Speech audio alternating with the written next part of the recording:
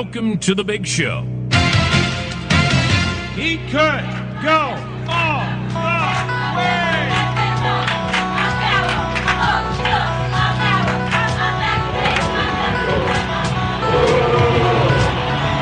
Oh, America! Are you serious? It is showtime, baby. Here we go. Slam, jam, slam. It's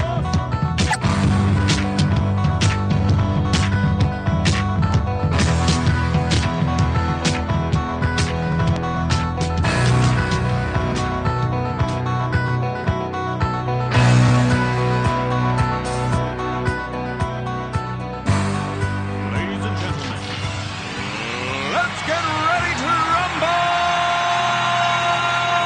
Get ready to rumble! Pump up the jam, yo, pump it up, yo, pump it.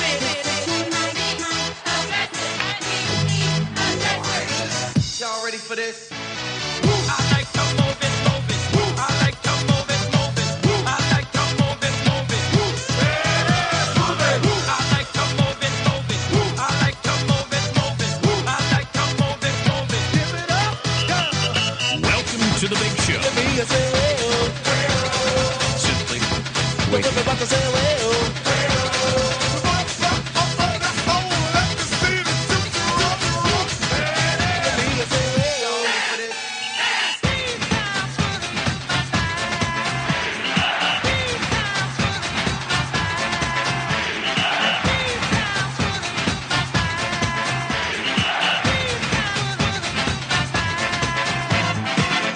Action, we want action, ATT, iOS, action, boys, action, Pump up the jam, pump it up while your feet are stumping.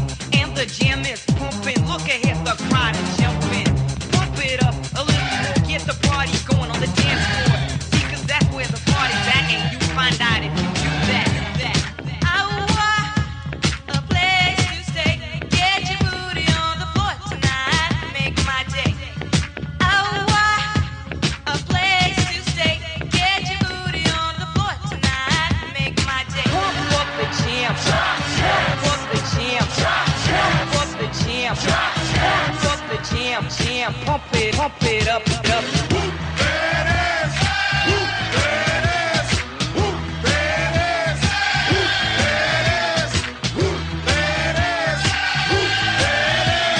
Finds it to 25, breaks a couple of tackles. Headlock on go! Headlock on go! He could go all the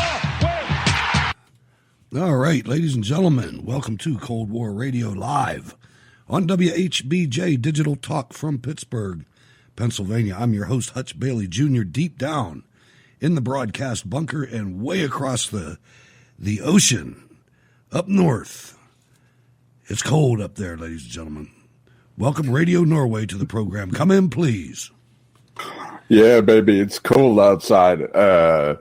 No, it's actually beginning to thaw a little, so not too bad. But I've got stricken by or caught the tail end of a flu that's going around. So I just hope that my voice will hold out during the show. But lovely to hear from you, Hutch, and good evening to our lovely audience. Looking forward to this Wednesday night run instead of Friday. I am taking the Good Friday off, so I decided to, or asked if you wanted me to step in tonight. So here I am. And I appreciate that. I really do. It's nice to have that flexibility. I'm just finishing up a little bit of inside baseball here stuff. I'm almost finished. Sometimes you forget that one step and you realize it, and the clip's already playing, so you can't mess with the iPad while the clip's playing. So then you get caught up, and that's what happened to me. 1, 2, 3, 4. I think we're all right. Let me just double check this here, and we will see. But it looks like we might be one. Yeah, we're good. All right, ladies and gentlemen, thank you. Please follow me on Spreaker. The email is scrtv@live.com. A little easier for you to remember, scrtv@live.com. The Cold War Radio patron hotline is 412-206-6208.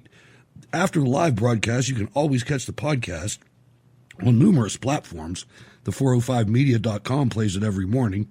iHeartRadio, you can get it on demand. The Cold War Radio app. You can go to YouTube, and there's captions there. While you're on Twitter, use the hashtag Cold War Radio. That seems to be working pretty well. And most importantly, go to SteelCityResistance.com. I should say, most importantly, after you listen to the show, go to SteelCityResistance.com. Check out the research room. Become a Cold War Radio patron. Some of the pages got messed up. I have to get in there and work on that a little bit, but I will do that. In the meantime, you can go to patreon.com/CWR. Rocky in the chat room always has all those links available. So if you ever need anything, just ask him and he'll put you on the right path. You can also subscribe on Subscribestar.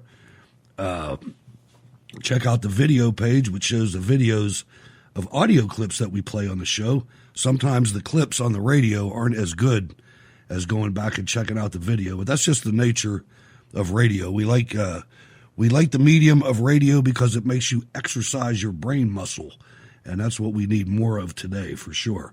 If you'd like to write to the program, please write to Cold War Radio, P.O. Box 96022, Pittsburgh, Pennsylvania 15226. War Radio.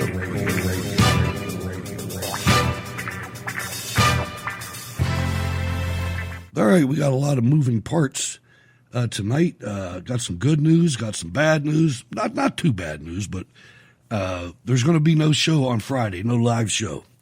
I have a function that I have to go to. You heard Norway, he's off to.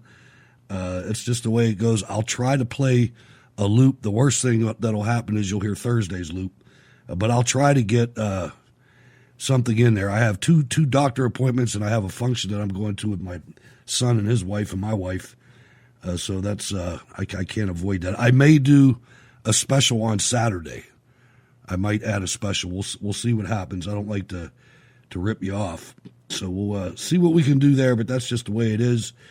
Some good news. We got a new show, and it's debuting tonight. It's Radio Drama Revival. So we'll check it out, see what that sounds like. I'll be hearing it for the first time. And then I'll get your input on how you like it. I like to at least go with 2 episodes on some of them. Like, for instance, if you recall, for some odd reason, the first couple episodes, I don't want to call the show out, but one of the shows was about murdering kids, and another one right after it was the same way. And if it would have happened on the 3rd episode, that was going to be the end of that show. But it ended up being one of my favorites. So we'll give it a couple episodes before we give it the thumbs down. Now, the best news is I was contacted by Stacy Rush today, and she will be back on the staff starting next Wednesday, every Wednesday. She's going to start 1 hour at first and see if she can get back into it. And then if that works out, fantastic. That is that's good news. It is. I've been with Stacy for a long time, and it's just real easy to. It's not easy to mesh with a co-host. It's not. It doesn't work with everybody. Norway's great. Stacy's great. I'm looking forward to that, and she brings a lot to the table too. Absolutely. I love Stacy. I would say that she is, in my humble opinion, one of the more creative and good conservative thinkers in America today. No more, no less. She is just fantastic and an absolute asset to this show. I agree, and she has some qualities that not a whole lot of people have. And what about that is that she'll disagree with me in a heartbeat. And if I can't come up with something, she's not going to change her mind. But if I do come up with something, she's on top of it enough to figure it out and will change her mind. And I will too when she challenges me, because she comes at it with just professionalism. It's great. It's great. I'm looking forward to it. Absolutely. Let's see. this is something that we're going to have to deal with this, people. We've got a situation in our government, and more importantly, in our party. 67% of Republican voters that were polled think that the arrival of massive numbers of immigrants and refugees is harmful. It makes me wonder what the other 33% are thinking. But the stunner, and I've been telling you this for over a year, if you pin your hopes on securing our border with the prostitutes in the GOP, you're out of your mind. They do not want a wall. They do not want to stop immigration. They do not want to kill amnesty. The Republican Party is against us. Only 16% of GOP leaders agree, Norway. Now, how are we ever going to do anything when we have that lineup behind us? Yeah, well, these were 2016 numbers, but truth be told, I doubt very much that these numbers have changed. Maybe the 67% of Republican voters that at that point thought that the arrival of massive numbers of immigrants and refugees was harmful has increased indeed. But I doubt that there is any change in the 16% of GOP leaders' opinion, and 16%. That is pretty much part and parcel with the Never Trump camp in the GOP. Yeah, that's 8 senators.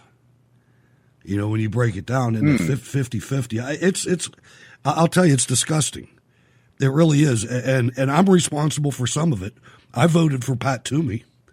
But at the point where we start confronting these people, they're making fools out of us. They're making fools out of 70 million Americans.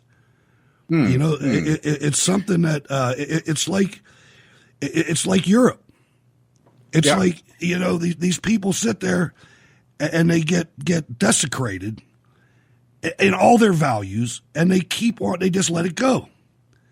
And if we do that, we're in a world of hurt. I'm telling you. But the good part. And I firmly believe this, Norway, the president knows. The president knows.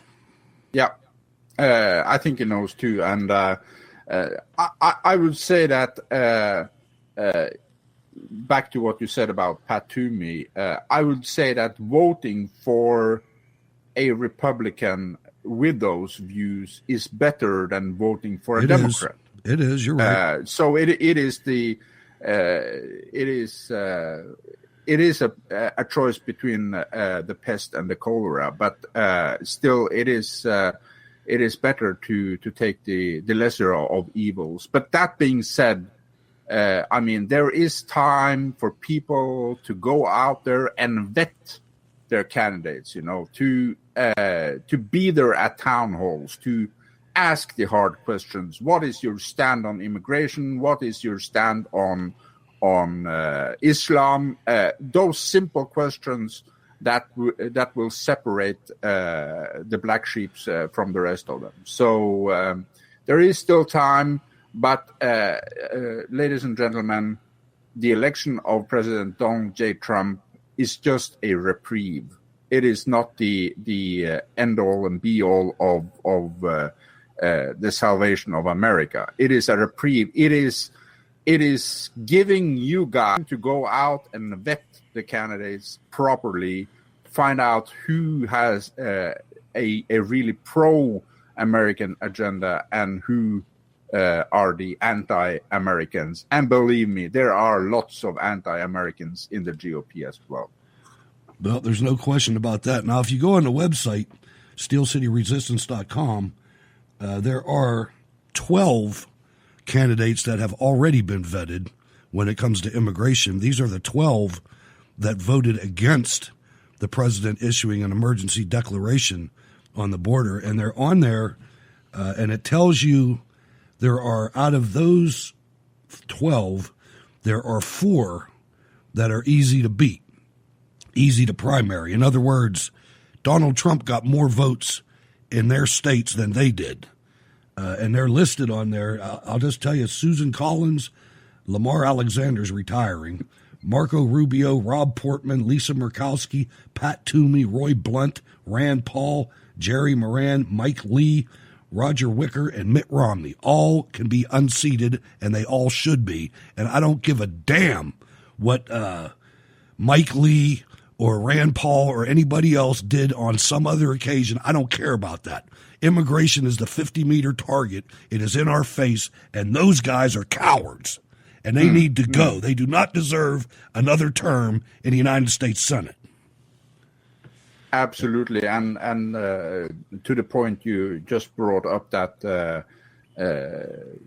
that Europe is looming in the sight of America. I mean, America is less than one generation of becoming a Europe, and believe me, you don't want to become a Europe, because when you look at especially Western Europe today, it is in shambles. We have murders, knifings, rape, terrorist attacks every day. You don't hear about it in the mainstream media, but it's there, and it is so pervasive now that it is just a terrible situation, Hutch. You have no idea. And I mean, in Norway, so far we have been we have had less of it, but it's coming here as well. We are. It's too cold. It's too cold for the muzzies up there. Yeah, especially in northern Norway, you find them in primarily in the big cities. But apart from that, most of them they are required to stay here for a set number of months when they arrive in the country. But as soon as they have their freedom from that, they skedaddle usually to Oslo, but also Bergen and Trondheim. So it is a bad situation, but much worse in our neighboring Sweden, Denmark. Germany is going to hell in a handbasket, and France is practically burning. I mean, when you look at the onslaught of Christian France, I mean, we saw the Notre Dame burn on Monday. That was the 12th church in a 2-week period that was set on fire. And I said we should apply some Occam's razor to that incident with the Notre Dame. The investigation is not over, but today we had a news from the company that was doing the restoration work on Notre Dame, and this is a well-respected company. The CEO of the company said that all the employees working on the cathedral had left for the day. They were not on site, and there is circulating some footage of a Muslim man. Oh, imagine that! No, wait, stop. We're not going to speculate on this show. We're not going to speculate. We don't have any evidence. I'm kidding, man. It's video. I'm trying to do my Shepherd's. Yeah, exactly. I'm trying to do my Shepherd Smith over here. Right? You got to roll with me. You can't sell that, Hutch. You can't sell that. I know who you are, brother. but there is you see the cathedral burning. There is footage from a helicopter or a drone, maybe, and you see a Muslim man walking up in the tower. Oh my God! After the fire has started, That's the Russians. The Russians got to the. That's the Russians. Yeah, exactly. Unbelievable. The way the Americans react to this is, I swear we've lost our men. You have these people pussyfooting around with this thing. By the way, my mayor, Bill Peduto, is welcoming any and all illegal aliens into the city of Pittsburgh. So, Lord. That's bad. When the rest of the mayor, de Blasio, wants to sue him, and Peduto's saying, come on in. He's going to catch hell because with friends like that, with Americans like that, who needs enemies? I really feel for you, Hutch. That is such a bad signal to give, and believe it, they'll come. Oh, I You know. know, when they I have know. a communist like that with open arms, they'll come. Yeah, and they'll push him off the roof. But anyway, that's for another story. Horrible. That's stunning to me. I mean, I don't see how I live around people that feel that way. It's just so, I go down a street and it's a nice street and there's 2 cars in every driveway and everything's looking good. And there's Bernie Sanders signs. And there's, it's like you people are stupid. How do you think you have all that you have? It's Stupid, uneducated, and indoctrinated. I mean, Yeah, education today, you see educated people, they're the worst. They're absolutely the you're worst. They are so, And they're their dumb. minds are so twisted. And they can't do anything. They're dependent for every service. I told you about the mail lady down in Brookline about talking about how she wanted socialized medicine like Norway. And I'm thinking, lady, are you nuts? Are you that scared that you're not going to get medical attention when you need it, that you want to wreck the whole country, the whole economy? I mean, there probably wouldn't be a post office if we were under socialism. It's damn near drowning in capitalism.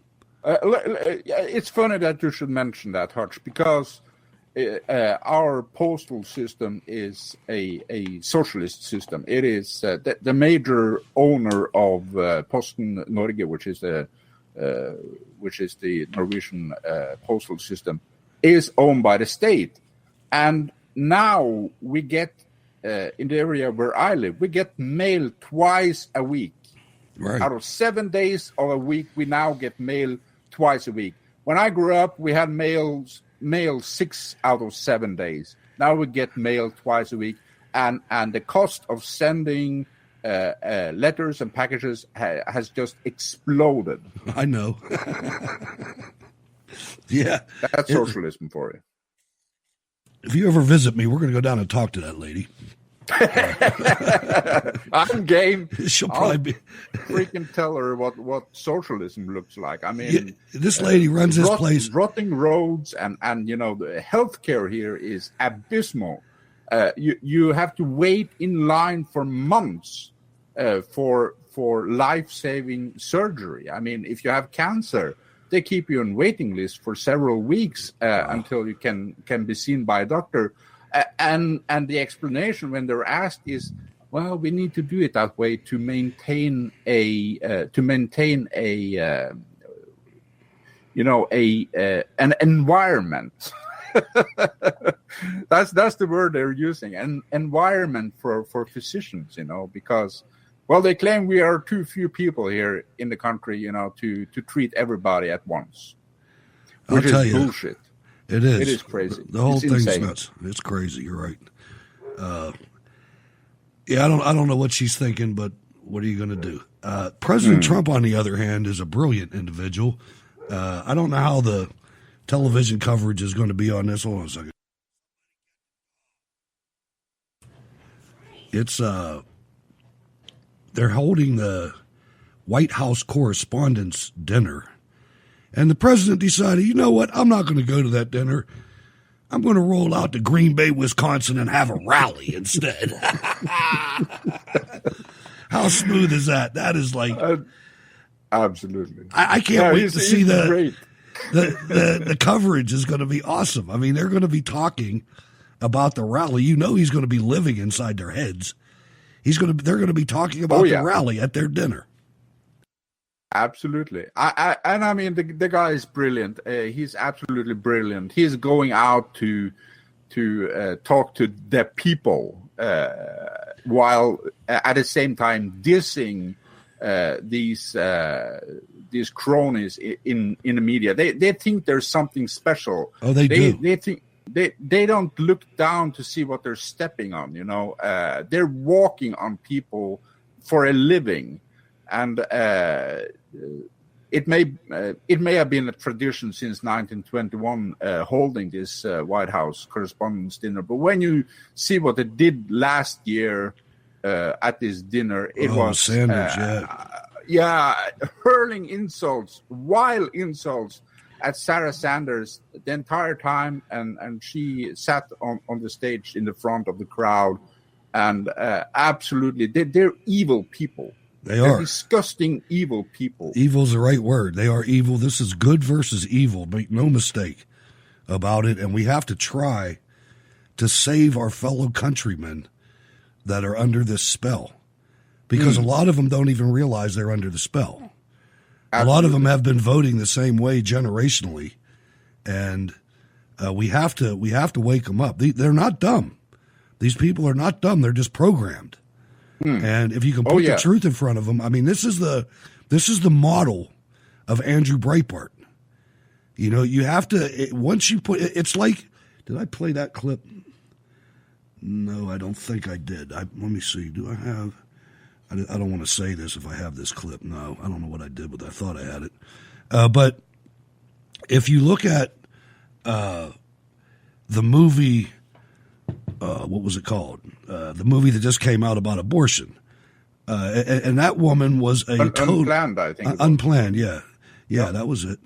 But she was totally a Planned Parenthood superstar. I mean, she was one of the youngest people to ever run her division or whatever in Planned Parenthood. And then they were short somebody, and she had to go assist with an abortion, and they had the ultrasound up there or whatever they had going on, and she saw this, and it totally changed her life. And it's the same way with Democrat voters. It might happen all by itself, and I'm going to explain that coming up in a minute, because there's some vile things going on out there that these people, like you said previously, they think so much of themselves, and they don't think about anybody else ever. You can look and see in the financial records, they don't donate to anything that's not political. And they don't care about other people, and they think that everybody feels the way they do, and they are so wrong. Wrong. And I'm going to illustrate that in a minute. But first, I want everybody to visualize living in Venezuela, and there's a town bordering Brazil where the scavengers are competing with the vultures for Brazilian trash in a trash dump. Now, if you've ever traveled in the world, in the third world especially, you've seen some of these trash dumps, and you see people scavenging in them, and you see usually it's seagulls. But they got vultures in the trees, Norway. I mean, this is like, this is approaching epic proportions right here. Yeah, absolutely. It is. And I mean, we see Brazil recovering now after years of socialist neglect. Both the past president, Michel Miguel Elias Temer Lulia, and his predecessor Dilma Rousseff. They ran Brazil pretty much like a communist country, and obviously the Brazilian people had enough and voted in Bolsonaro. So I think things are going to look up for Brazil. But here you have communist Venezuela, and people are starving to death, literally starving to death.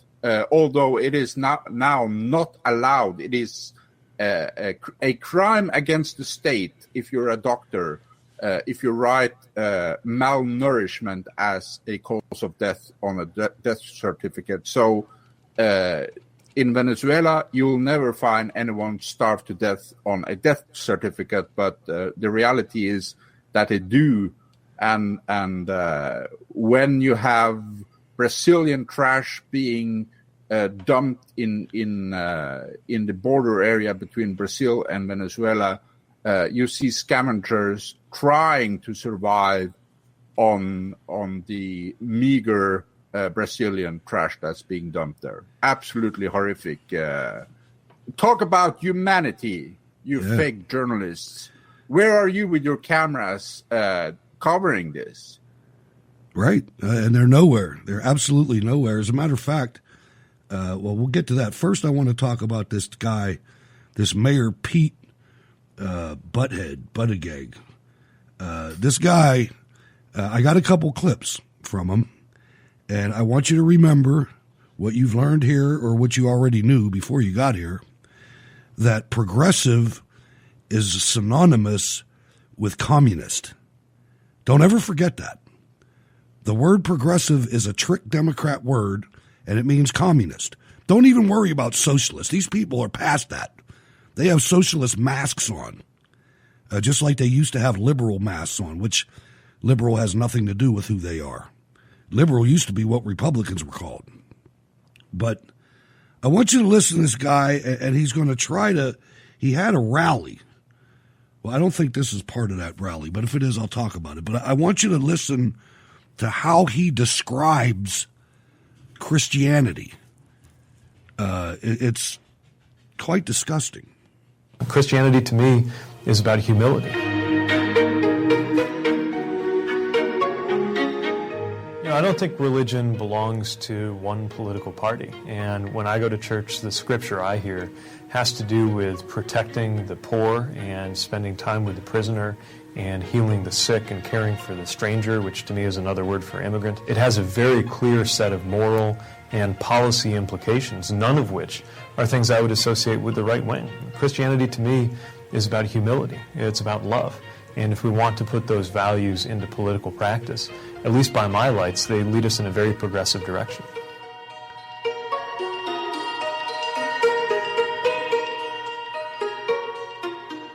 Little music for effect at the end. But it's progressive, and caring for each other means immigration. I mean, these people are sick. Nothing in the right wing has any values, any Christian values at all. It's all him. He owns all the values, him and his husband, who he can't wait to see be a parent, by the way. This is sick. This is sick. I mean, here is a guy, and mark my words, now they've taken entertainment, they've taken politics, they've taken newscast, they have taken education, and now they are going to take your Bible. Mark my words, that's the next goal. Just bear in mind, ladies and gentlemen, that these same creatures have been persecuting Christians and killing over 100 million people in the course of a century. And don't think because they're American they won't do it. These people are evil. They are evil. The reason that they wanted that fourth trimester, if there can be one, and I know there can't, abortion on the table, because the next is old people.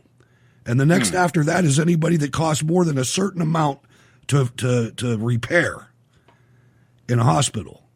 This is what they're doing. They're setting it up so they can exterminate people, like Norway said. And they're getting all their ducks in a row. It's horrible. It really is. Now, that being said, I want you to listen to Morning Joe. And the most important thing, all the stuff they say is all baloney, but I want you to see how they fawn over this guy. I want you to see, they think, this is what I was talking about earlier, they think that the whole United States of America is ready to accept a homosexual man that's married to another man that is talking about he can't wait till he sees his husband and his kid raising skills. It's enough to make an average guy puke. And again, I will add a disclaimer. I don't care what you do, but I don't want you to be my president. And I don't think that a lot of people in the background, you're going to hear a guy and he's going to say, remember Sodom and Gomorrah, when this guy starts talking this stuff that most of us don't want to hear about. But again, I want you to listen to especially Mika Brzezinski, but there's others on the panel as well. Let's listen to him. Now to those moments we showed you at the top of the show. What was supposed to be a meet and greet for Mayor Pete Buttigieg turned into a full-fledged rally yesterday. More than 1,600 people came out to see him in Des Moines, Iowa, but his event was interrupted twice by two anti-gay protesters, at least one of whom showed up to two of Buttigieg's event yesterday, stopped the mayor's speech when he mentioned his right to marry his husband. And as somebody very much enjoying the first year of married life, I would say freedom is what's at stake in the idea of whether a county clerk gets to tell you who you ought to marry. Speaking of things, hello again. Speaking of things that are at stake that do not belong to a single political party. The good news is the condition of my soul is in the hands of God, but the Iowa caucuses are up to you. Our marriage exists by the grace of a single vote on the U.S. Supreme Court. And on this 10th anniversary of Iowa breaking some ground in that regard, I would like to say thank you. Yeah, we got it. Promise you, we got it. Remember the beauty of our democracy. Everyone that here word. gets the exact same voice and vote. Alicia, Okay. we've watched a lot of political candidates. What do you make of his just raw political performance? That's pretty good. He really does seem to have some of the it that you need if you're going to propel forward. He stayed on his feet, and clearly it's something that he was answering from the heart and has thought about. And just, I didn't know. I was educated this week just through his interview with Rachel Maddow about his own journey with coming out. And I didn't realize that he had still been closeted when he served in Afghanistan and then came out when he returned home and said, life is just too short. And it was really a very moving interview. And then you see how comfortable he is there with himself. And he seems like a person who is very comfortable with himself. That is exactly it, Elise. He is thoroughly comfortable with himself. He's thoroughly human. He's thoroughly approachable. When he was on with us about a month ago, I asked him off air, I said, what did you fear most? Going to Afghanistan or telling your parents that you were gay? And he paused for a second and he said, wow. He said, he said, I was trembling. I was sweating. He said, I was so fearful. And then he paused and he said, but my parents were great. And one of those moments you say, wow, this guy's got it. Well, and also what he did right there in front of 1,000 people, he exposed hate with love. And he did it beautifully, pastorally. He did it in a way that made you want to be there with him. And I'm going to tell you, as much as the Republicans completely misunderstood Barack Obama and had no idea how to handle an African-American Democratic nominee, they will not be able to handle this guy because he is truly working from a good center and has the words and the education and the articulation and the grounding to express it to people who even don't understand him. It's called depth. It's called moral compass. It's called faith. And it's called love for America. And he is going to be very hard to handle if they try for something that he is absolutely not embarrassed about. In fact, he embraces who he is and he embraces his God. This is the bottom line. And the fact that that protester...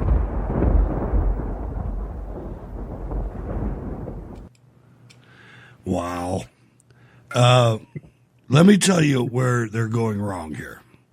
Aside from the fact that you can get along with people, but you don't have to agree with them. But the way that she equates somebody who has read the Bible, apparently, and understands when you go amok, when you run amok like this, when you start marrying your dog, like they said in the chat room, things happen. And people are not necessarily going to agree with that. And to equate that with hate is ridiculous. And it shows how much they hate God when they try to put it this way. And Norway, they're making a much bigger mistake when they try to equate support for a black man with support for a homosexual man. If I was a black man, that would piss me right off. comparing me to that. Absolutely. And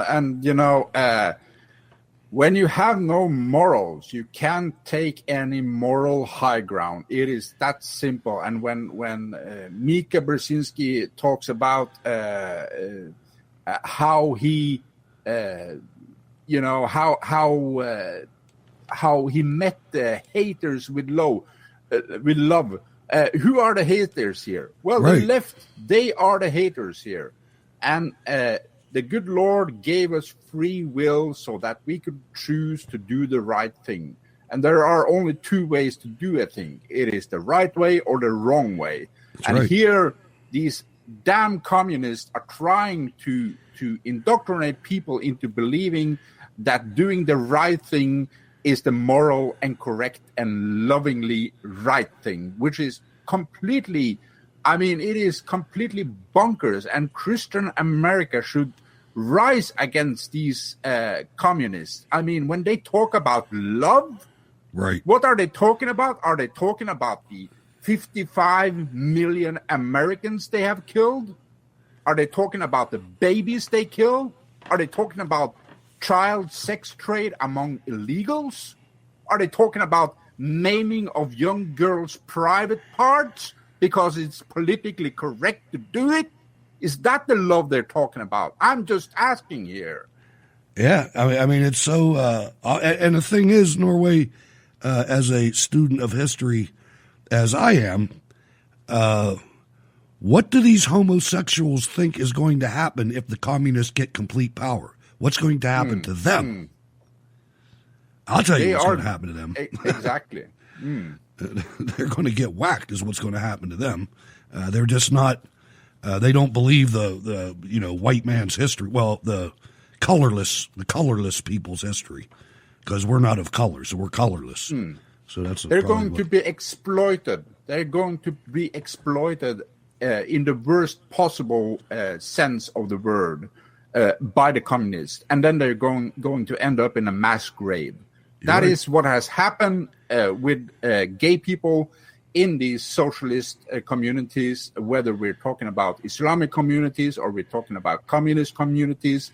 They have been thoroughly exploited by the powers that be, and they've mostly ended up in mass graves. That's true. That's absolutely true. And they're socially unfit according to the various different tyrannical regimes that dealt with them over the centuries. And I guess they just never learn. There's a Democrat, an Illinois Democrat, that is pushing a health warning, like on cigarettes or alcohol, to be distributed to any would-be gun owner in Illinois. And NRA TV had something to say about that. Anti-gunners in Illinois are trying to treat the Second Amendment like cigarettes and alcohol. A new proposal by Democrats in the state would require gun purchasers to receive a Surgeon General-style warning about the dangers of guns when they attempt to buy a firearm or when they initially receive their firearms owner ID cards that are required in the state. The wording out of it is just a proposal and is their way of trying to treat owning a gun like a public health issue. The proposed label would read, warning, the presence of a firearm in the home has been associated with an increased risk of death to self and others, including an increased risk of suicide, death during domestic violence. I'm not reading any more of this. I'm not reading it because it's false. None of that is proven to be true. And so they're going to put a warning on something when they should be warning about hanging out with dangerous people is a problem. Hanging out with mentally ill people who shouldn't have a gun is certainly a problem. But it is not the firearm that is the problem. This is what it all comes down to.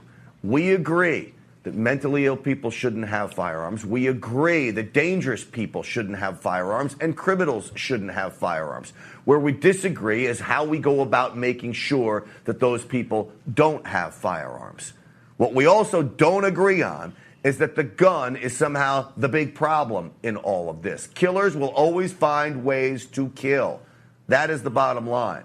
And the truth is, a firearm in the hands of a good person empowers themselves to protect themselves against the bad people we're talking about. Now, you know, if there's anybody listening from the NRA or if anybody knows how to get this to the NRA, you know what? You guys got to change your operation, because if these people were just misguided, or they just didn't have the facts, or they really gave a damn about the country and about liberty and the Constitution, then you could put out a video like you just did.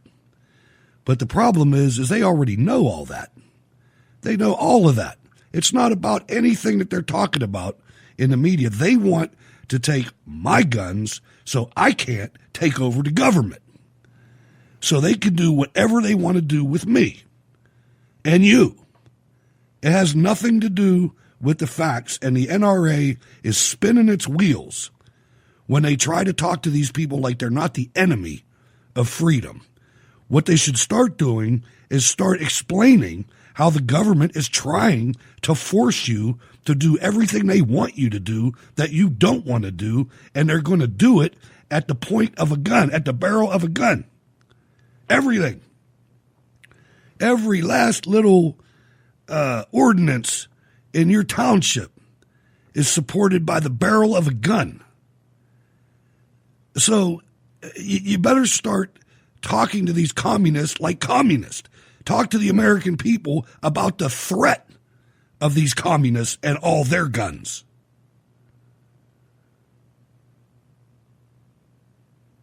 Awkward silence. No, I just had to cough. I'm sorry. I'm sorry. That's okay. I hit the mute button here. Bad timing. But yeah, you're absolutely right, Hertz. I just did an interview with Hans Rustad, the editor-in-chief of Document.no, which you will hear, I believe, on Monday. But I did an interview today. He wasn't particularly interested in staying up at 2:30 a.m. to talk with us, but he agreed to do the interview, so I did that tonight. And yes, he pointed out that the reason why we have all these problems we have in Europe is because we don't have a First Amendment, and we don't have a Second Amendment to protect the First Amendment. I mean, the First and the Second Amendment, they're a perfect circle. They're the way World War II fighter pilots protected each other's asses. It is a perfect circle designed to protect each other. And the Second Amendment says that a well-regulated militia being necessary to the security of a free state, the right of the people to keep and bear arms shall not be infringed. So what the Second Amendment focuses on is the people's right to own and bear arms in order to protect a free state. Now, when you take the guns away, you're unable to protect a free state, and you end up in a totalitarian dictatorship. And that is what the evil left is trying to do. That's right. And if you look at it, when these gentlemen sat down at the table, that was the first thing on their mind, the First Amendment. The second thing on their mind was the Second Amendment. It's not the 13th Amendment. It's not the 48th subparagraph C Part D amendment. It's the first and second for a reason. And I'll give you a little bit more information that is a little less easy, a little harder to spin the way the communists spin the First and Second Amendment. And that's the Federalist Papers and some editorials in Boston newspapers and other publications of the day where they laid it out that it not only said bear arms, it said bear every tool and device that the military has should be on hand in your house, is basically what they said, because there was no Cuomo running around talking about why do you need a high capacity magazine to shoot a deer. It didn't have anything to do with a deer. And they were talking about it in real terms back then because it just got out from under the clutches of King Edward. Yeah, well, as to the numbering first and second, I believe I read in some constitutional paper way back, that they could have actually ended up being numbered differently. But I would say it is a divine providence that they actually ended up as the First and the Second Amendment. I don't think that was by chance in any way. And I think that the way the Founding Fathers framed the entire Constitution is it is brilliant, and it is timeless, and it is designed to protect what they tried to build in the first place, namely a free nation where liberty and justice for all are prime ideals. And the only way to keep those ideals secure is by arming the people to prevent totalitarians like the Democratic Party from getting into power. And as my article, which I will present after our break, shows, it is there has been an absolute paradigm shift in the Democratic Party. The Democratic Party, yes, it's always been a bit totalitarian. It's always been racist and killing people, but it has turned completely communist. Anti-constitution. Absolutely, anti-constitutional. And the shift happened, according to David Horowitz, in 1968. So, and he is right. He's absolutely right. And it is pivotal. It's pivotal that Americans stand up and defend the First and the Second Amendment of the United States Constitution, because without them, oh man, America is the grand prize of these totalitarian communists. Sure. And it is going to hit you like a freight train the day they realize there is nothing that can stop us from grabbing power and turning this into a one-party communist state. And don't get caught up in what David Horowitz said. David Horowitz is like everybody else. He's at the center of something and thinks that the world started when he was there. Communism has been in the United States for much longer than 1968. Oh yeah, absolutely. He saw the rubber hitting the road. Now he saw a real big spike in it, but we had McCarthy. Let's not forget that. We had Woodrow Wilson. Well, communism has always existed in the United States in one shape or another. What is the turning point in '68 is that they actually decided, well, we're not going to, flag our communist ideals. Instead, we're going to infiltrate a well-respected, long-lasting, the oldest party in the United States, and infiltrate that party and take it over. And we're going did a good job. And we're going to do it quietly. And that is what has happened. Only now with Trump do we realize how far it has gotten. And again, I want to stress the importance of words. You heard Gay Pete, man. He said, a democracy. Whenever you hear that word, be afraid. Whenever you hear a Democrat say democracy, that means throw out the Electoral College. That's what that means, and a lot of other things. But they're trying hard for that. I mean, and that's anti-constitutional. It's one of the most brilliant things that anybody could ever do to gather what was initially 13 countries. To bind them together. That form of government is just the only way that you could do that. And these communists in New York and L.A. and San Francisco and Chicago, all living in hellholes, want to turn everybody like that. It's sickening. Yeah, and I think that, it strikes me, perhaps not daily, but it strikes me every week how ingenious the U.S. Constitution was designed. And remember, these guys, they didn't just get together in 1789 and just throw this together. No, these guys, they had been, subjects of the English king since the first British soul set their foot on the North American continent in 1620.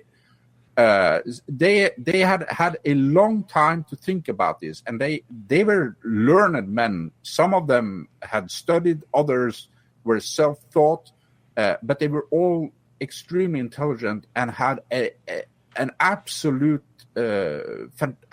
fantastic foresight into what problems would lie ahead for America. And one of the biggest foresights they had was to build in the Electoral College and build in the First and Second Amendment into this brilliant document and secure freedom for all Americans way, way, way into the future. That's absolutely right. And thank God they did. And we have to do everything we can to protect it. And you're seeing a phenomenon out there with county sheriffs in some of these communist-ruled states like Colorado that aren't going to comply with any of these gun-grabbing things. They're not going to do it. Hopefully, Bill Peduto ends up in prison. I'd love to see that. But Bloomberg and the New York City organizations are going to pay for his defense. They said that already. He said that to the news today. So New York is now running Pittsburgh, ladies and gentlemen. Just if you're from Pittsburgh, congratulations. That's where we're at. Finally, before we go to break, I want to also, this is something that's hard for me to understand too. It just, for somebody working in media to be anything short of totally against any totalitarian form of government, which every single one of them controls their media. This is CNN, and I want you to especially listen to her name's Camerata when she starts talking about she thinks, Norway, that there's two socialism definitions, one by the Republicans and the other by the Democrats. So let's listen to. She's a gorgeous woman, but so damn stupid. So there are some proposals to do that, like the Green New Deal, right? That's a national agenda, for example. Your proposal, though, what you just laid out for. Wait, let me just set this up a little bit more. This is a guy that nobody ever heard of that's going to run for president as a Democrat. And what they're doing, this is a hatchet job that CNN is doing on this guy for the powers that be in the Democrat Party. So there are some proposals to do that, like the Green New Deal, right? That's a national agenda, for example. Your proposal, though, what you just laid out for us, is based on capitalism.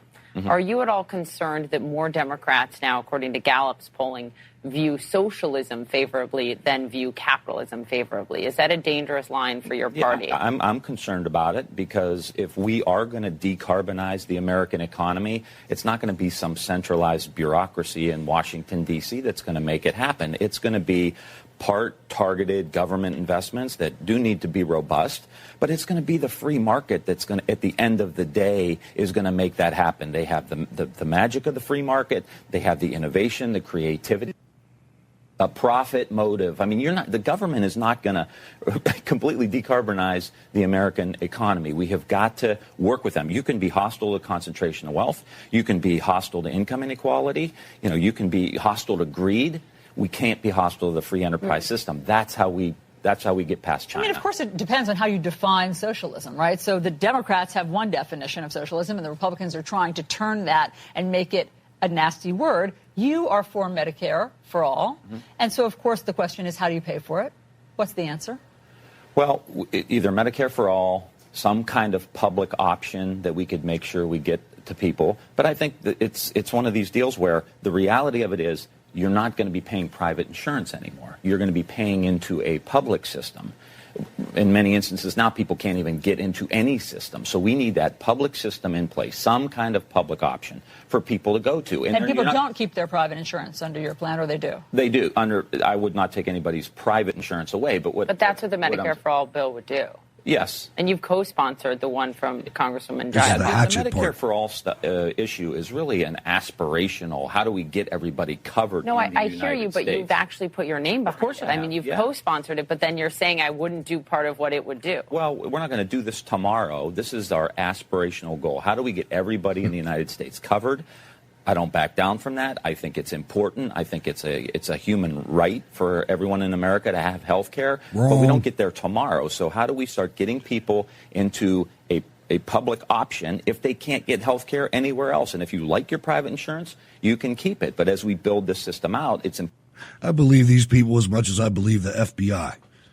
I mean, you know, you heard her. You heard her. And this is, Norway, this is what I was telling you. This is what that Post lady told me about socialism. They're trying to make it like we're misdefining the ideology. And we're not. I mean, this is we can't let this happen. We have to make sure if we don't do anything else with our kids, and when I say kids, a lot of them are 40 years old. You know, we have to make sure that they know in no uncertain terms that socialism is a bunch of people around a garbage dump competing with vultures. Because that's what it is. Absolutely. And I mean, Ryan here said that he is concerned about socialism entering the party. And I got news for you, Tim Ryan. Socialism is already on the roll in the Democratic Party, and the Democratic Party is turning fast communist. And you can define it whichever way you want. It is the ideology that's killed over 100 million people in a century, and it isn't done killing still. I mean, people are dying in droves in Venezuela every day under socialism / communism, which it really is. Absolutely. And you know, thinking that you can have a Democratic Party run America like China, well, it implies that you need communism in order to run China the way China is being run today, and the single individual means nothing to the state, absolutely nothing. You become a little cog in a huge machinery run from Beijing, or in this instance, run from Chicago. Yeah, exactly. They'd move the capital. They'd move the capital in a heartbeat. Yeah, exactly. Now let me translate what just happened, ladies and gentlemen. That is a experienced professional radio co-host when he led the answer with the guy's name that I forgot to say. That was nice, Norway. That was smooth, and I caught it. Thank you, sir. Well, it's what we do at Cold War Radio. I slip up all the time, so you did good. Happy to help. Ladies and gentlemen, you're listening to Cold War Radio with my co-host, Radio Norway, on location around some fjords, I would imagine, and I'm Hutch Bailey Jr. deep down in the bunker in the WHBJ studio. Don't go anywhere. We'll be right back.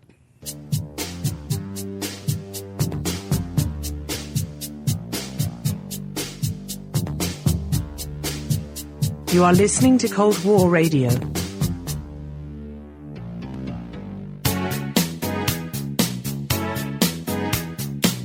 She told me her name was Sandy. She was in D.C. She said, excuse me, but can you please pay my rent? I cannot afford my apartment. Ow! Come on, girl. She started talking about politics like a socialist. Been putting on it for some years. This chick is nuts. She probably rides on the short bus.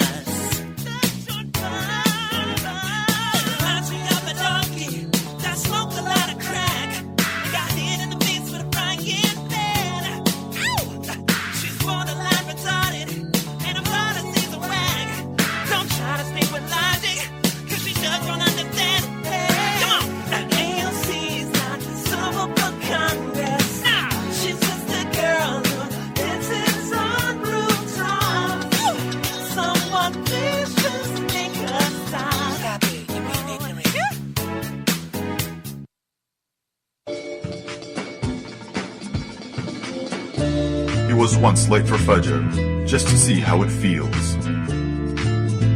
He performed Hajj 7 times by the age of 2. He can speak Arabic in 5 different languages. Arabia imports horses from him. He can use the bathroom without losing his wudu. He once gave a khutbah without saying a single word. When airport security stops him, he puts the pilot on the no-fly list. He is the most interesting Muslim in the world. I don't always drink beer, but when I do, I say astaghfirullah. Stay righteous, my friends. You know, someone very profoundly once said many years ago that if fascism ever comes to America, it'll come in the name of liberalism. And what is fascism? Fascism is private ownership, private enterprise, but total government control and regulation. Well, isn't this the liberal philosophy? The conservative, so-called, is the one that says less government, get off my back, get out of my pocket, and let me have more control of my own destiny. Their 2020 platform sounds identical to policies already tried and now failing in the collapsed socialist state of Venezuela. You know, it's funny, sometimes American journalists talk about how bad a country is because people are lining up for food. That's a good thing. I believe it will totally eliminate private insurance. So for people out there who like their insurance, well, they don't get to keep it. Let's eliminate all of that. Let's move on.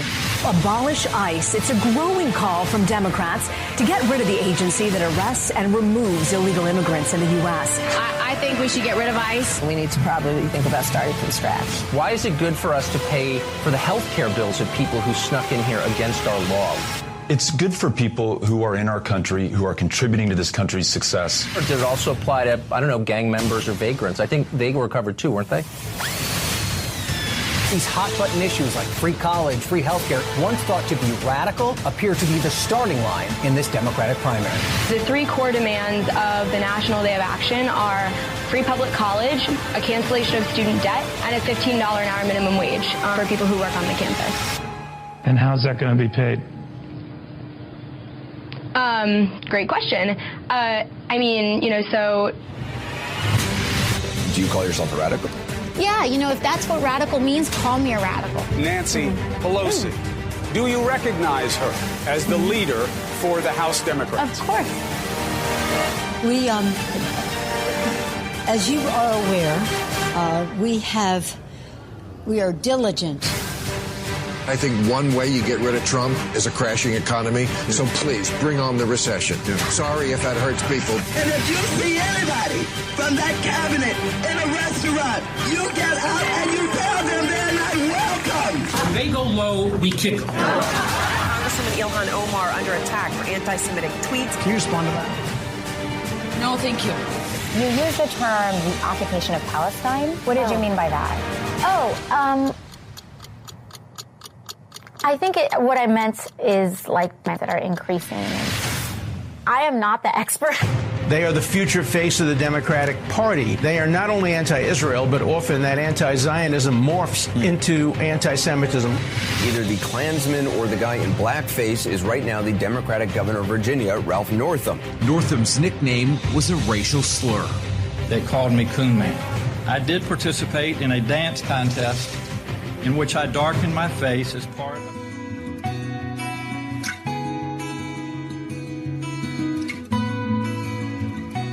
And welcome back to Cold War Radio. Ladies and gentlemen, I'm Hutch Bailey Jr. That clip was taking a little bit too much time. Running out of time here at Cold War Radio live on WHBJ Digital Talk, Pittsburgh, Pennsylvania. Stick around, ladies and gentlemen. New Right Network is up next with a new episode, ladies and gentlemen. And then we have the Red Rhino from Radio Drama. What was the other R for? Let's take a look here. Radio Drama. Revival.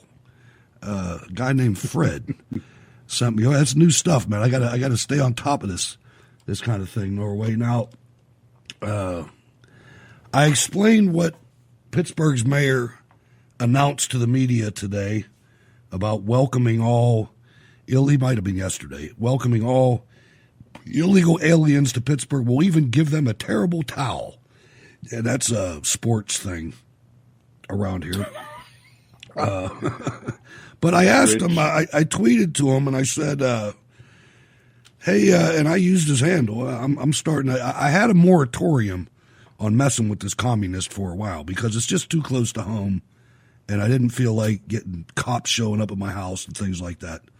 So I left him alone. I mean, it wasn't worth it. Do you think, really? Yeah, but do you think they would harass you? I mean, yes, no, I do, because I already know they would, because I wrote something about the president of the Allegheny County Council, who went to a Catholic high school and is pro-abortion and pro-Obamacare and everything else. And the next thing I know, I started getting followed by this guy, and I checked him out, and he was the Allegheny County solicitor. He was the top lawyer. So I blocked him, but this is that's the way they roll, man. They're punk ass thugs, is what they are. It's what they are in every city, and my congressman's the same way. Mike Doyle. You should ask Bill Peduto to find some money in his overblown socialist budget and take a study trip to Sweden, unaccompanied by Swedish officials, of course. That will change his mind. I mean, Sweden is a veritable hellhole, and they lift up Sweden all the time. I see Sanders do it, and all these socialists that I'm sure Bill Peduto's he's probably been there. You know what I mean? This guy travels all over the world.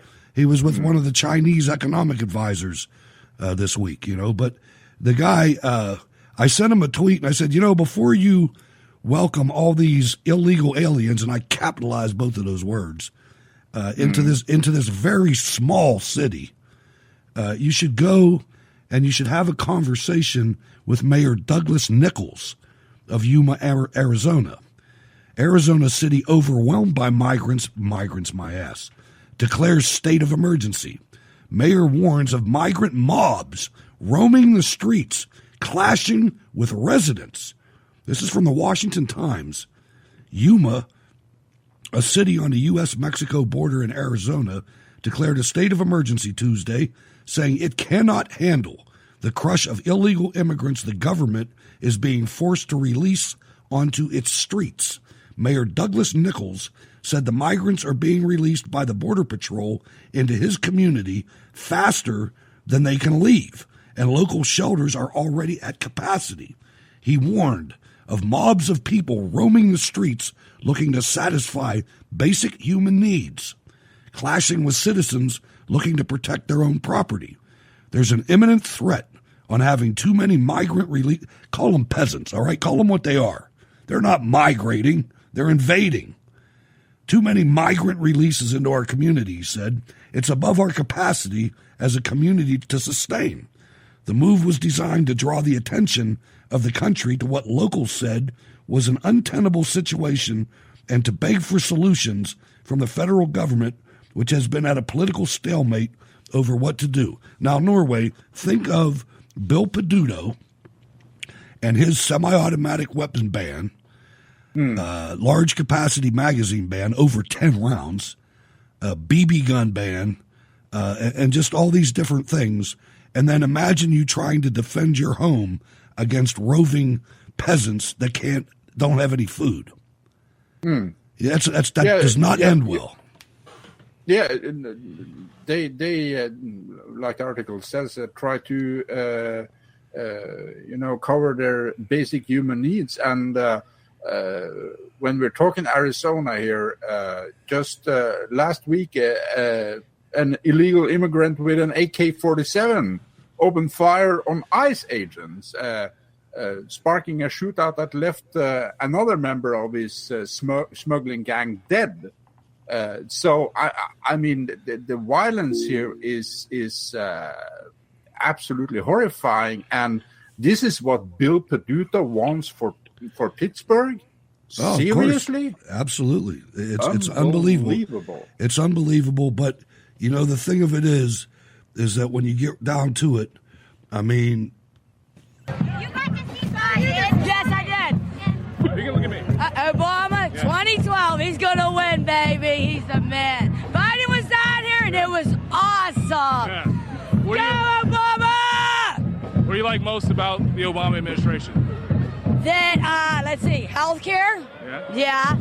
And schools. And what else do I like about it? I like everything about Obama, basically. What does it mean to have Biden out here walking? Greatest day ever to have Biden here, man. That was the best experience ever in my life to see him in person like that. What went through your mind? Did you get goosebumps? Oh, yeah. Big time, man. I love Obama, and I love Biden, too. Because Biden's all business. He's all business, and he'll tell you how it is, and that's why I love him so much. I appreciate it. And I love Obama! Yeah! Go Obama! Yeah, what went through your mind? A little bit of that last meth went through my mind before I... Marlene, what do you think about our stock out here? We're in good shape. Oh, yeah. Well, I was just... you were talking about the Second Amendment. There were a couple little... I have this book that goes into all of them. I just wanted to read a couple things. I'll keep it short. Okay. Talking about in 1792, Congress enacted the Uniform Militia Act, which called for militias to exist of every free, able-bodied male citizen aged 18 to 45, and they should have and it stated that every militiaman should have his own weapons. Now, how about this? I think it's great. A musket or firelock, sufficient bayonet, a belt, 2 spare flints, a knapsack, a pouch, with a box therein to contain not less than 24 cartridges, and each cartridge to contain a proper quantity of powder and ball. Now, how's that for defending your house?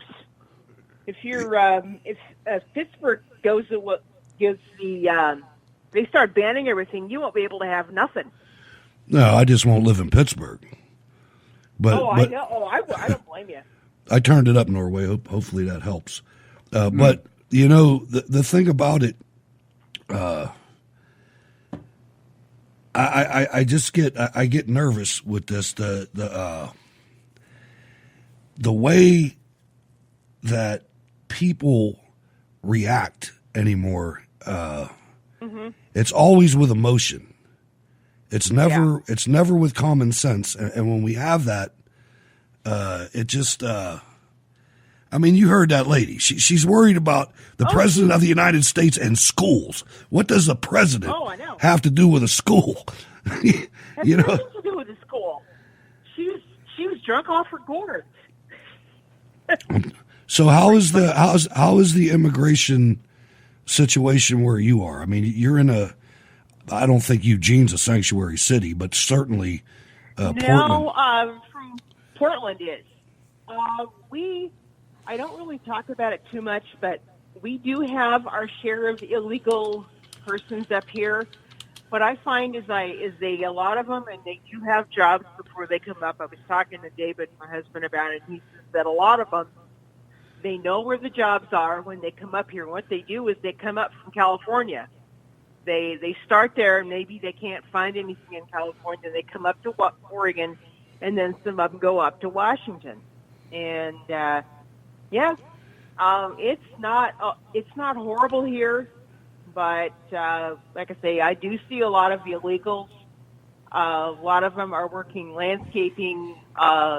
Some of the women are doing housekeeping jobs. They work for the hotels here. I mean, it's not severe, but I can see it getting worse. I'm starting to see businesses.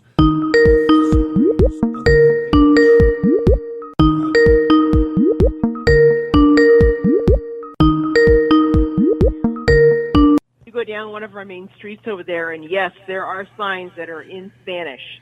You ever notice how they always have a big Western Union sign, too? It's always about sending that money to Mexico, man. And that's all the president would have to do, is put a tariff on that money. I still want him to do that. I really do. He's got to do something, because certainly the Congress is not going to help. I mean, Congress isn't going to do nothing. They're a joke, except for one or two people in general. I think the Congress is an absolute joke. It's a shame. It's an absolute shame. That's putting it politely. And like Norway said, you got to vote for them, or you might not get a Supreme Court justice. But you know, it's a shame. It's a shame that these people are so shiftless that they would abrogate their authority and their responsibility to the Supreme Court. And that's what they in Congress, basically. I know.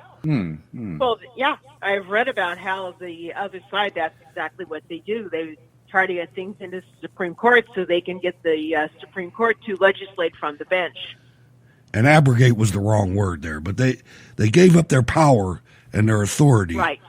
To the supposedly what is supposed to be the weakest branch of the federal government. You know, this was not supposed to be the case where California. I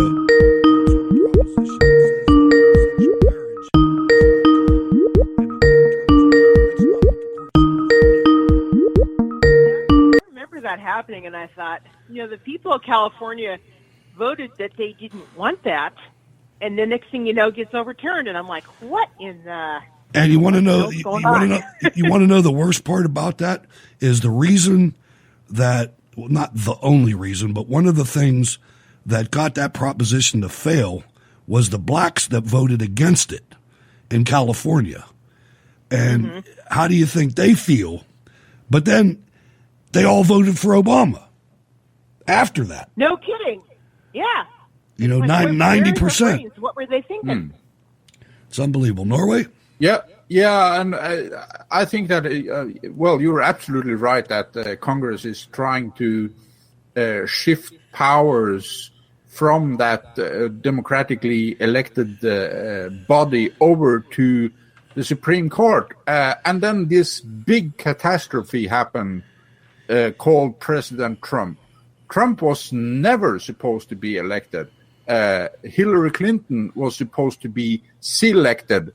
And she was supposed to make sure that the Supreme Court would be stuffed with left-leaning justices for the next 40, 50 years, So Trump has really thrown a big monkey wrench into the spanner here, and I think that is one reason why we see this complete meltdown of the leftist snowflakes.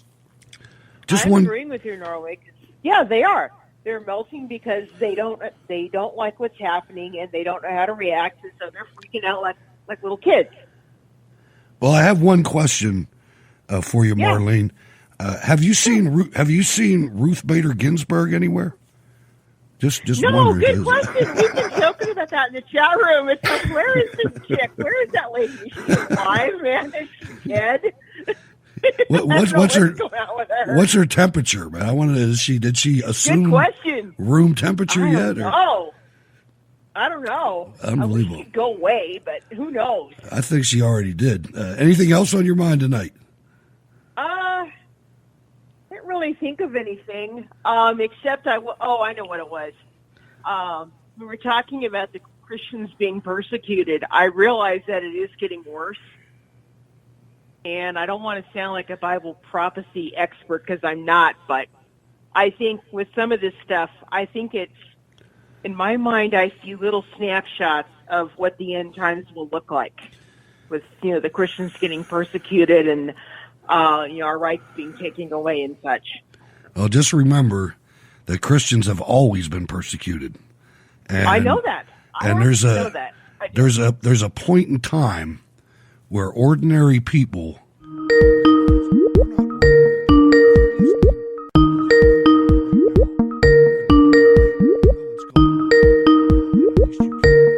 care. There's a lot of people out there that are materialistic in nature. They're worried about their flat screen and their football team and things like that. And they're not. You can see them when you try to engage them. Yeah. They change the subject on you. Exactly. I get that from my own family. I get it from my wife. My wife. Exactly. If my wife if my wife gets excited, if she gets excited about something political, I get happy because I know it's broken through. I mean, it's just it's not nothing wrong with her. It's the way that the majority of the United States is, and it's a product of peace. It's a product of peace and prosperity. That's where we are, right? We are like the millionaires great grandkids. We didn't earn the money. We didn't build the country. We're just living in it, and we're going to screw it up, just like every rich family, short of the smart ones like the Trumps, blow their fortune, and that's what we're doing right now. And I see it too. I see, my own, I would say, I don't want to say anything too bad about the rest of my family, but, I see my younger brother and my sister-in-law. I mean, that's all they care about. They're very worldly. Oh, I know. They care, and they're very liberal too. I haven't talked to my brother, other than really important things. I haven't talked to my brother since Obama. Oh, I don't blame you. It just, I don't know. It's the way it is. All right, thanks for calling, Marlene. I got some other people on the line. You're welcome, Hutch. Okay, I can hear him. Bye-bye. All right, there's Eugene, Oregon. Let's welcome Regina from Richmond. Hello. Hello, I'm calling back again. What's on your Good mind evening, tonight? Regina.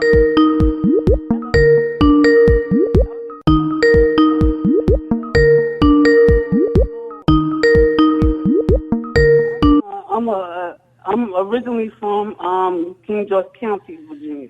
Okay. Where Ken is at. All right. So he's living in my hometown. So, see, what a lot of people don't know is that a lot of the illegals are being pretty much pushed up in there because it's kind of rural. Okay. And we got back roads up there, so there's a lot of illegals going to be placed in those back roads up there and stuff like that because it's almost like farmland still in King George County. Uh-huh. So and stuff like that because it's not built up just yet. Are they so, are they living on their own, or are they living on farms where they're working? I just wonder, when you bring. No, because see, a lot of people don't. This is another thing that a lot of people don't know about King George County. They're building housing projects way off of the highway, so you can't see the housing projects. How about that?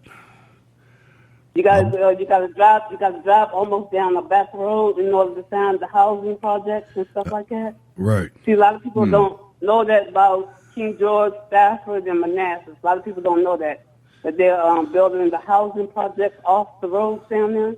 Yeah. So nobody knows that the housing projects is down there until you see school buses and stuff going back in those back roads.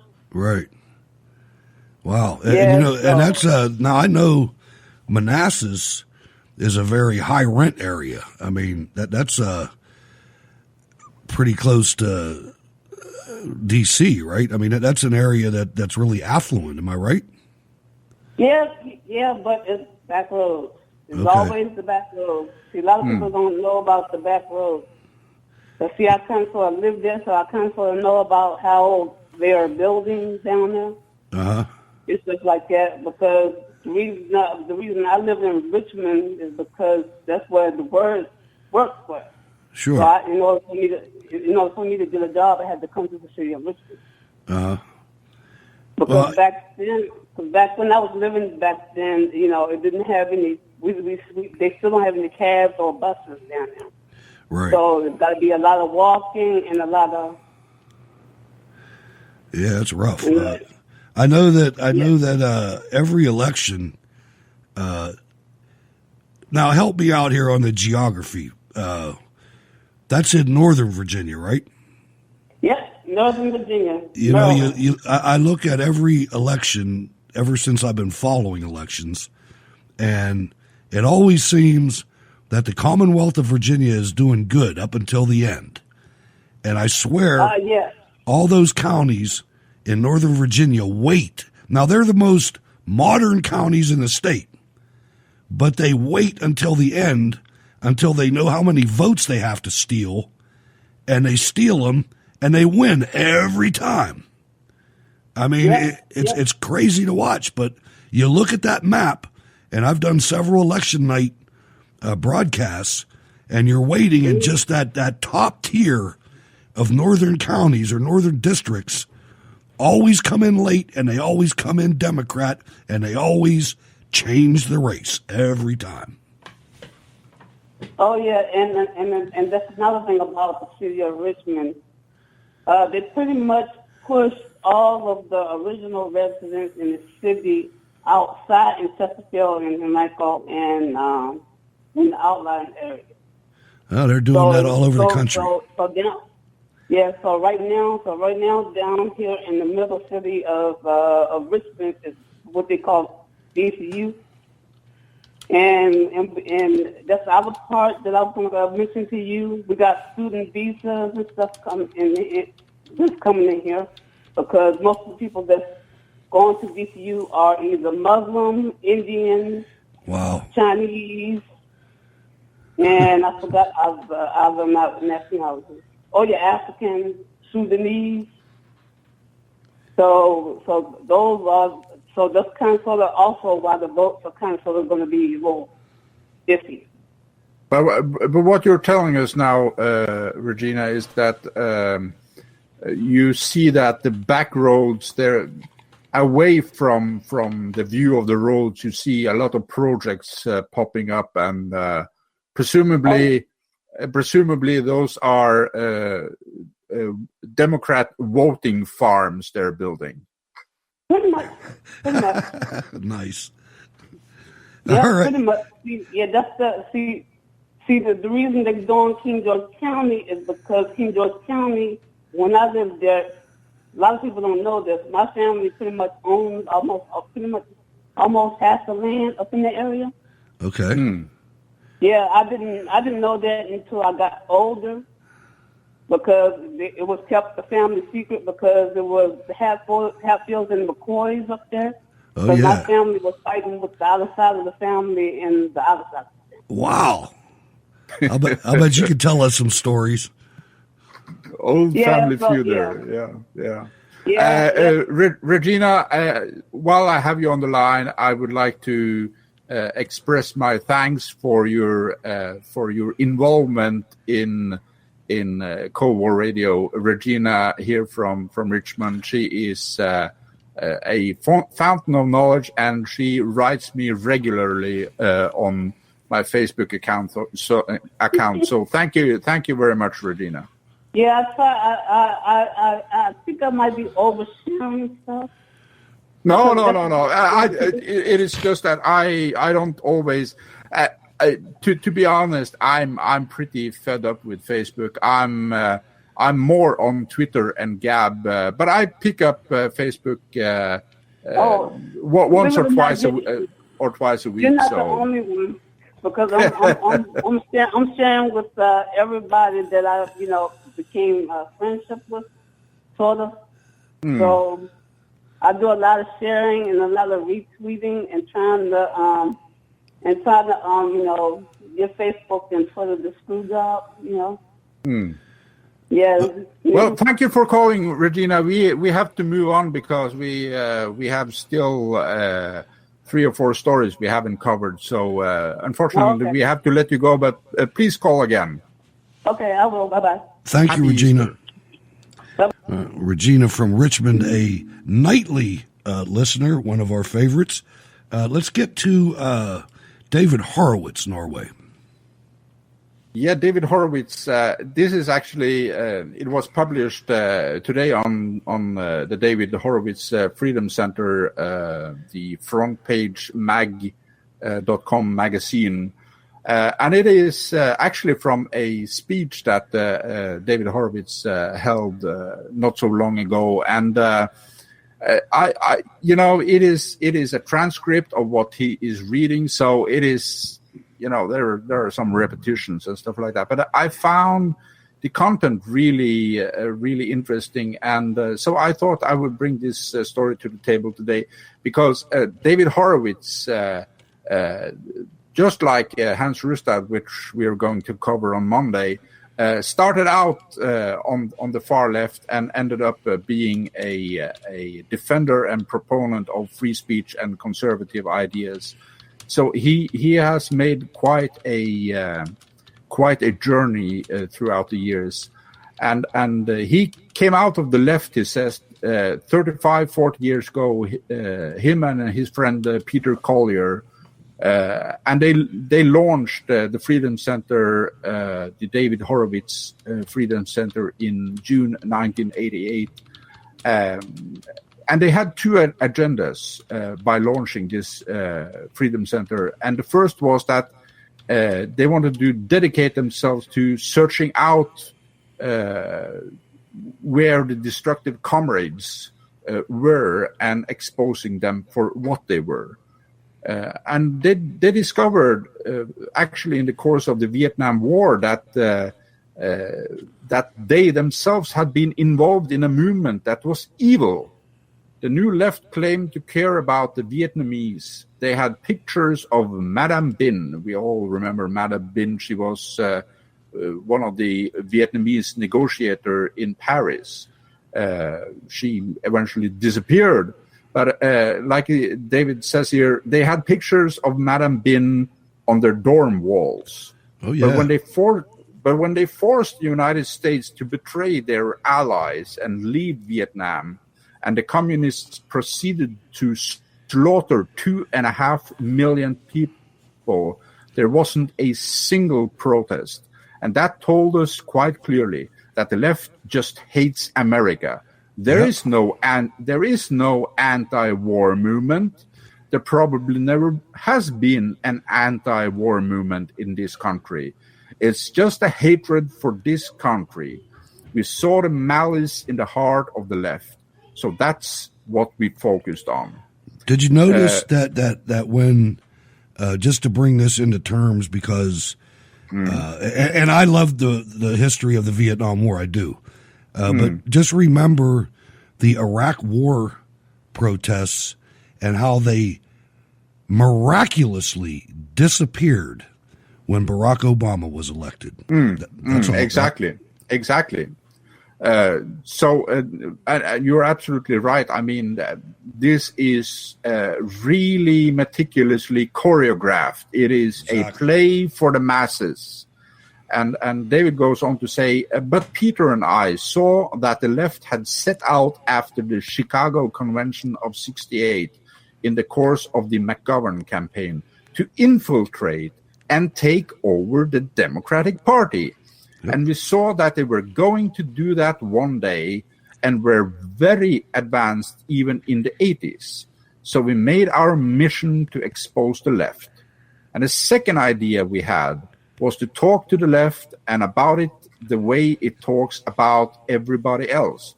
To use a 60s phrase, to tell it like it was.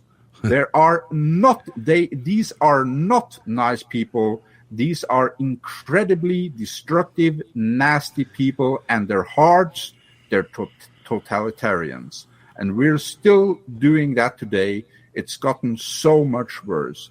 I mean, for the first time, I think a lot of conservatives finally see the world somewhat the way we do. I spent many frustrating years, as did Peter, watching conservatives call vindictive bigots liberals, which they still do. I mean, I was just reading Heritage. Heritage has a good magazine called Daily Signal, but they refer to these people as liberals. They're not liberals at all, and it drives me up the wall when I see conservatives call them.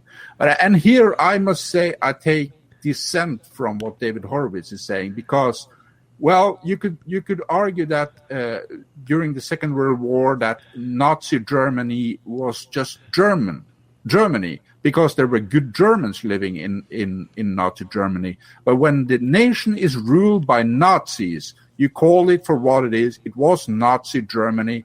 And it's the same with liberals. Yes, there are some liberals that are good-hearted people that just want the best and love their liberal ideas. The problem is that they have had an open door policy in their camp.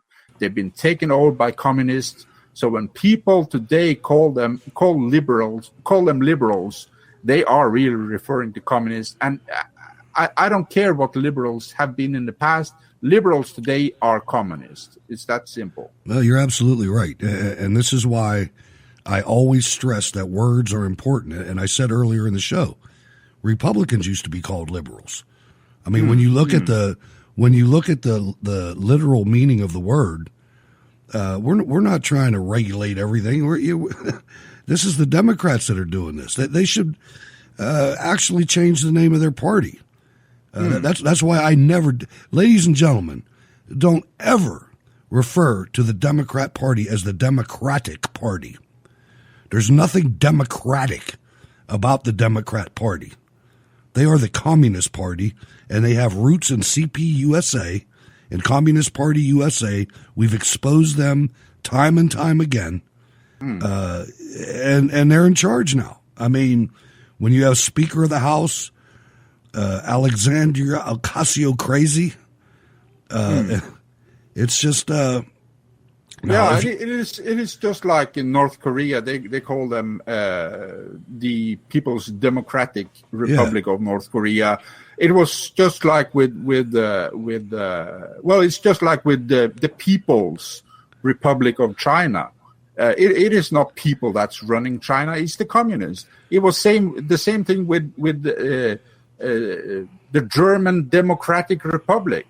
It was a communist state, and they just love to take these positive words, people, democracy, community, women's health care, spread them around. Yeah, exactly. Oh, yeah, it's women's health care.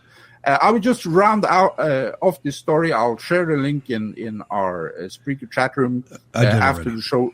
I did that already. Oh, you did it already. Yes, okay. Yes, I would just round it off by saying David Horowitz has written a book, Dark Agenda, The War to Destroy Christian America. And I'm actually going to buy that book as soon as I'm finished with The Case for Trump by Victor Davis Hanson. That was a good interview. So was the one I did with David Horowitz was maybe one of my best. Oh, we got to get him back. Yeah, I would love that. I agree. I was at an event though, so it was a little different. I don't know if we're going to be able to, but I'll talk to Mona. It's possible. The guy's great, but the first thing he did when I started talking, and the subject matter was Islam. And I started talking about the Democrats, and he jumped in he got on me. It's the Republicans too. Yeah, he knows. Exactly. He understands, man. Oh yeah. No, I mean, this guy.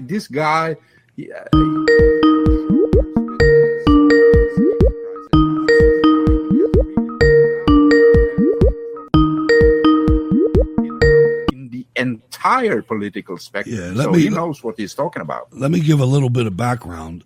David Horowitz grew up in a communist family. His mother and father were both card-carrying communists, and he went out sowing his oats when he was young and had a girlfriend out in Berkeley, and his girlfriend was all down with the struggle, baby. David Horowitz was, and his girlfriend was actually the treasurer of the Black Panthers. I didn't know that. And it gets better. The Black Panthers, I don't know if they thought she was stealing or what it was, but they whacked her. They murdered her.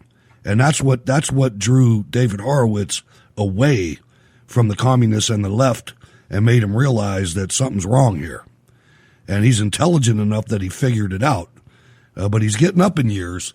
But I'll tell you, if you go to the link that I posted in the chat room, and I'm sure Rocky can repost it, but there's a 10-minute video of the story that Norway did, and David Horowitz is always better when you listen to him. I was going to play it, but it's 10 minutes long, and it's long. I don't do 10-minute clips too often. Oh, absolutely. But I would say to people that you can look forward to Monday, because Hans Rustad, the editor of Document.no, is the Norwegian equivalent of David Horowitz, so to speak. Good deal. Let's move on to England, to the United Kingdom. This is good news, I think, Norway, but I want your opinion because you're closer to the fire than I am, and we don't have much time. New Brexit party opens up a lead in European elections poll. I mean, they jumped over the Tories and Labour. Maybe there's a chance for Nigel Farage here and the Brexit party.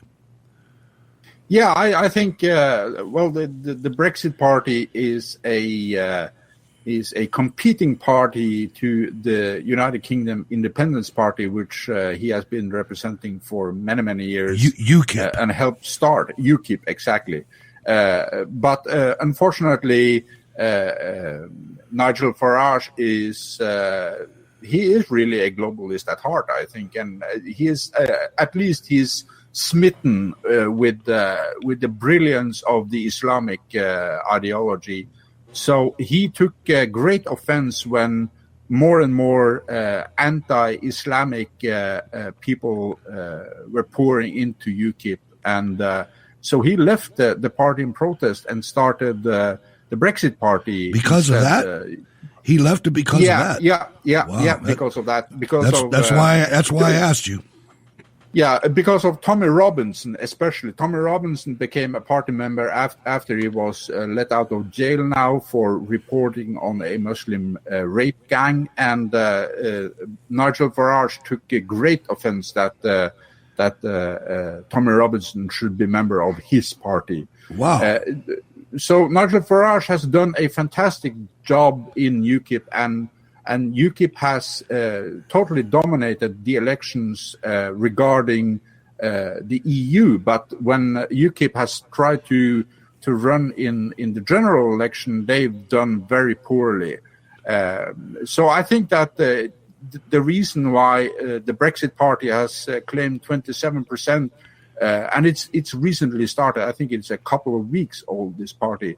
The reason they have claimed 27%, compared to Labour's 22% and the Conservatives 15%, is simply because people are frustrated, they are fed up, they should already have left the EU, but that is not the case. Prime Minister Theresa May, the age-old globalist and actually EU sympathizer, she has doled away everything in the negotiations with the EU, and the result is that the British people, they're still in the EU, even though they voted against the EU and wanted to leave, and it's been over 2 years in the making now. People are fed up, and that is the reason, I think, why the Brexit Party claims 27%. And I think that, again, this is a trend. It's starting, all these political events and occurrences that we talk about every time we turn on the transmitter. A lot of times, everyday people are not affected by what we prophesize about. Bad word, but true. I mean, we look into the future and say, this is what's going to happen, and I think it's starting to touch the average person. And once that happens, and I've said this to American communists and American, race baiters and everybody else, you do not want to wake up the average everyday American. You don't want to do that, because if the Democrat Party would have stayed Joe Biden-ish and not Alexandria Ocasio-Cortez-ish or Obama-ish, they could have got away with this for another 100 years. But they jumped the gun. They always jump the gun. The weakness of the communists in America, I don't know about Europe, but in America, their weakness, their Achilles heel, is they have no sense of timing. They have no sense of who I am. They have no sense of who everybody in this audience is. They don't know. They have no clue. We're foreign to them. I think another reason is that, by and large, they're stupid. And by that I mean that the leaders are very smart, very intelligent, but they have a base that is actually programmed to run on feelings. And when feelings go amok and the crowd, because Trump is president, demands that something happen now, they jump the gun. Yep. And I believe that is their undoing in the long run. I do too. Just think if they would have waited 10 years before they put somebody like Obama in. If they Game would have over, just probably. waited, if they would have waited till people like me were gone, or infirmed, they could have just walked right through with this. Nobody would have known any better. And it would have been over. They jumped the gun. They thought they had it, and they do. Now they do too. You watch. If they run this mayor, this Pete Butthead, they're going to get crushed. He can say all the beautiful things he wants to say, but when he gets up there and puts a lip lock on his husband, America's going to throw up. I'm sorry. Absolutely. I'm sorry. There's going to be some people that are going to love it. I mean, there is. It's just the way it is, and I don't really care. But the average, serious American voter is not going to vote for that. And if they do, I'm moving to Norway. You know what I mean? I'm just saying. I was thinking about moving to America, but now I'm starting to doubt that. Maybe I'll move to Alaska or something. I don't know. Anyway, I got one final thing, and we have no time, so I'm just going to say it, and then we'll talk about it later. Satellites reveal possible nuclear bomb fuel production in North Korea. Now, I told you, ladies and gentlemen, that I am never going to sit here and worship another human being. President Trump, get your arms around this. Secretary Pompeo, figure out what's going on here, because I'm not going to hide it from our listeners. If there's nuclear stuff going on over there, we're going to report it here, and we're not going to whitewash it. That's serious stuff. Norway, final comments on that, and how can people get in touch with you? Sorry. Yeah, my final comment would have to be on that. I would say that this article that is from Breitbart, John Hayward, the author here, isn't. I don't know. He is all over the page. I would say that there is reason to pay attention to Center for Strategic and International Studies and what they've come up with here. And John Hayward, you need to study a little bit nuclear physics here, because you're talking about possible uranium reprocessing. Well, uranium isn't reprocessed. Uranium is enriched. Plutonium is reprocessed. There is a vast difference in producing those two nuclear fuels. So get your facts straight. I would say we shouldn't give North Korea any passes. We need to, the day American observers, trustworthy American observers, can travel all over North Korea and do whatever tests they need to do in order to ascertain that North Korea, in fact, is denuclearized, then I'll applaud, but not a second soon. It is still a communist dictatorship. It's still propped up by China and Russia, and it is still hungry to take South Korea. We all think that, well, they'll be reunified and everything will be kumbaya, but actually they have planted their seeds in the South Korean government. They are hungry to take South Korea and make it a communist nation. So let's keep an eye on this and don't believe what they say. We have to believe them on their actions, not their words. I am at Norway for Trump on Twitter, Gab, and Facebook, and it's been an absolute pleasure doing this show with you, Hutch, and a happy Easter to you and to our lovely audience. And back to you, sir, as well. And I just, I want to keep it in the news. I want to pay attention. I'm not saying that North Korea is going to take over the world, but by God, we're going to pay attention to them, because that's what we do here. Mm-hmm. I'm Hutch Bailey Jr., ladies and gentlemen, on social media. I want to thank you for tuning in to Cold War Radio and WHBJ Digital Talk. Stay tuned. It's the New Right Network tonight. Coming up next, Red Rhino and Radio Drama Revival. And then an episode of The Good, The Bad, and the sequel, Police Academy 6. I didn't realize there was that many of them, but there is, apparently. Neither did I. Anyway, so there's no show again on Friday, no live show. I'll do what I can, but I'm going to be pressed for time.